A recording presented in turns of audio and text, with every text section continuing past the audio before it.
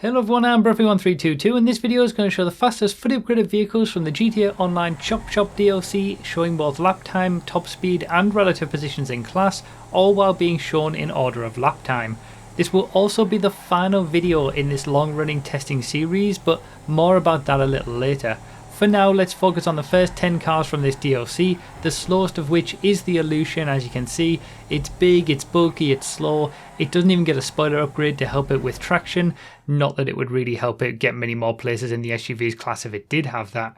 Sorry for the lateness by the way of this video, it took me an extra day more so than what I would have normally expected. I just had a lot of extra stuff to do with this one to make sure that the results I'm bringing you are as accurate as they could be. The Vivinite is in 9th place, not much to write home about with this one.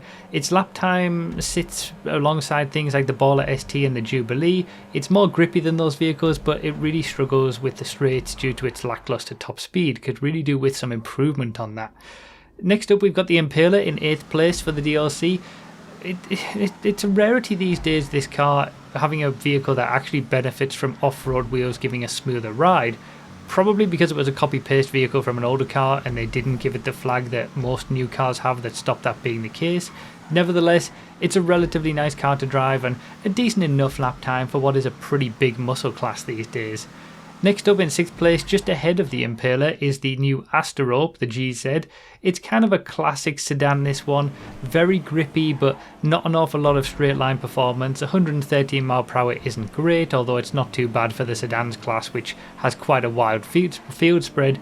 Not bad for lap time either with a 107.2, but it's still almost 3 seconds per lap slower than the top cars in the class, so it's not going to be doing anything in sedan races anytime soon. In 6th place for the DLC, we've got the new Vigero, the ZX convertible, and basically it's exactly the same as the regular Vigero ZX in terms of performance and pace and top speed and lap time and handling and everything that you could think about.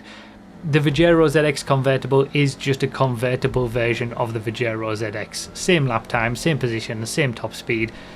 If you know the Vigero ZX, you know the Vigero ZX convertible.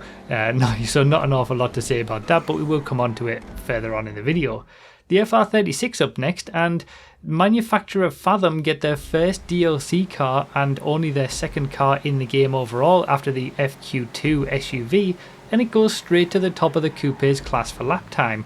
Now, after retesting the Previon, it isn't too far away and it is slightly better grip wise, but the overall performance of the FR36 does put it a step ahead at the very top of the class. So Fathom have got their first DLC car and their first top performer as well.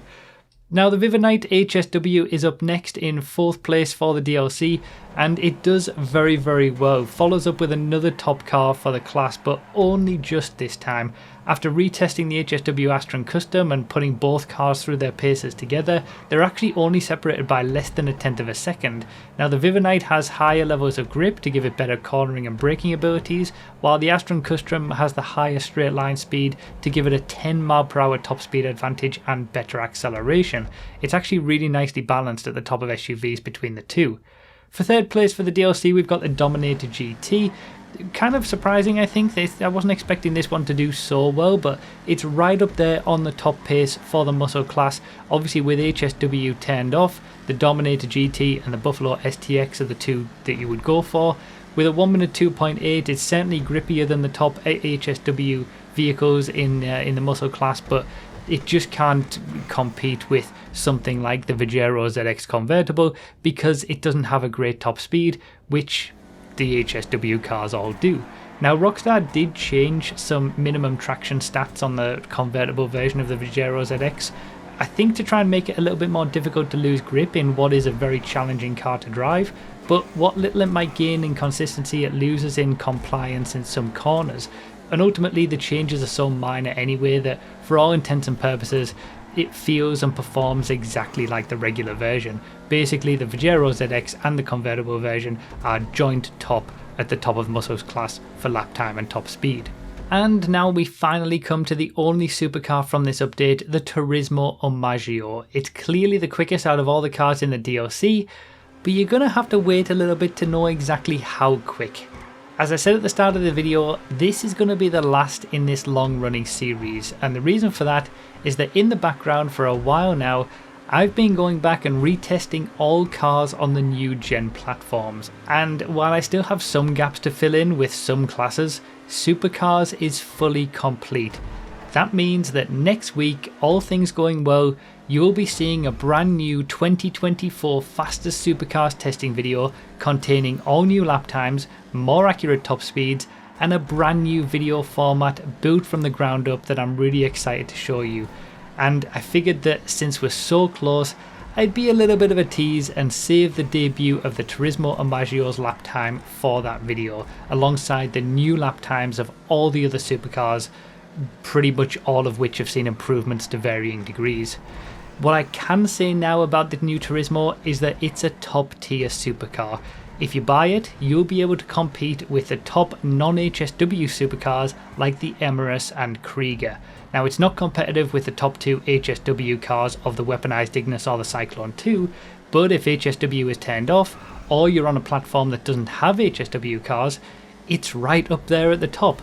Now, you'll have to wait until next week to see its exact placement, but let's just say that you won't be disappointed by its performance if you decide to buy it before then.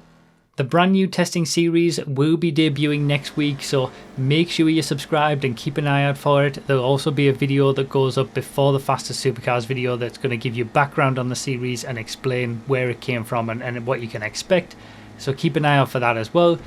And this new series is basically an improvement on this current series in basically every single way, and I really can't wait to get that first video out there.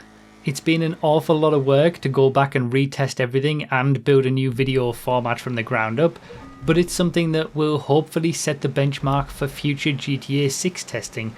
And with the Chop Shop update, the drip feed has been kind enough to not contain any sports, muscle or sports classics cars, so I can get to working on those videos straight away after supercars and know that when they're out, they'll be as accurate and up to date as possible with no missing DLC cars for the longest time possible until the next DLC halfway through the year.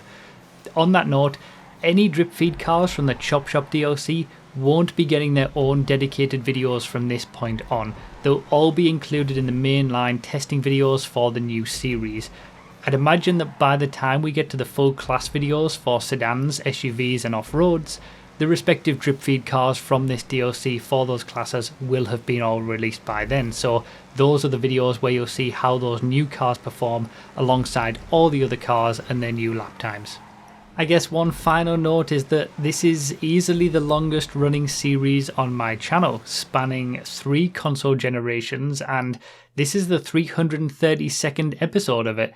I might do a 333rd in the future just to round things off as a bit of a retrospective look back at the series, but as far as actual testing goes, this is the final one, and it's kind of crazy to think that after all this time.